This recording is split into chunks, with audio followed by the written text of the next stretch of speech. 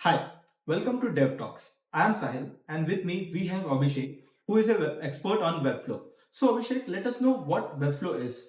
So Webflow is basically a no-code platform. So if anyone doesn't who doesn't have a coding knowledge can easily make the changes on the website in a go. So basically, the websites which each any of the company or organization wants to have a SEO friendly setup where they can easily change the content So, do you regularly. mean that any of the marketing teams or teams Yeah. that do not require or help from developers can easily develop and make web pages Yeah, on Webflow? definitely.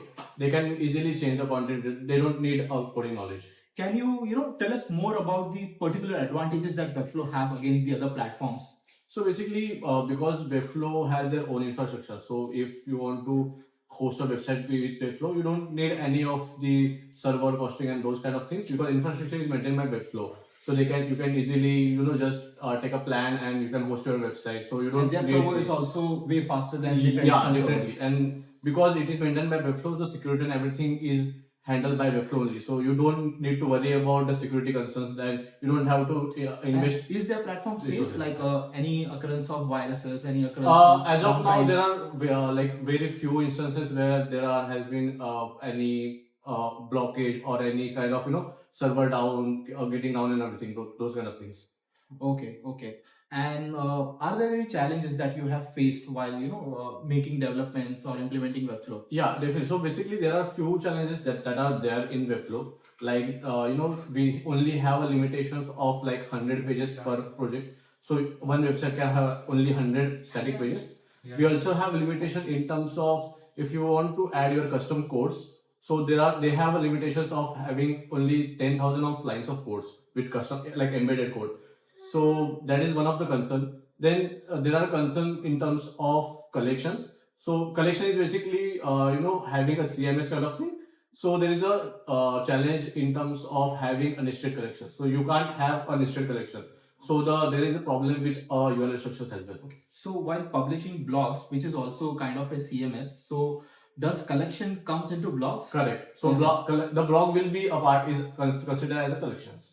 Okay.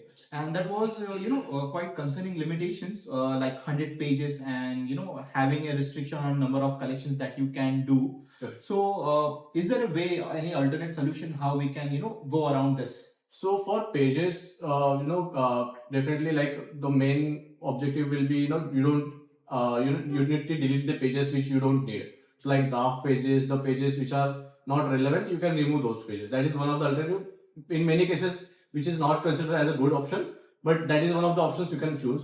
Regarding the having limitations in terms of 10,000s of lines of codes, one thing you can do is you can host your JavaScript files in external server like Amazon, GitHub, and anything anywhere, and you can use those JavaScript file links as a import in as a how you basically generally import any JavaScript files. That is one of the use case scenario that you can. Okay, okay. That was a very good insight. So, just to summarize for our viewers, can we say that, while Webflow is a very easy to use tool for creating web pages, it would help a lot of bloggers, authors, marketing team to quickly publish landing pages, publish articles onto it. But anything that requires more customized solution, more, lines of codes that needs to be added, then some other platforms or the traditional platforms are the way to go. Correct, definitely.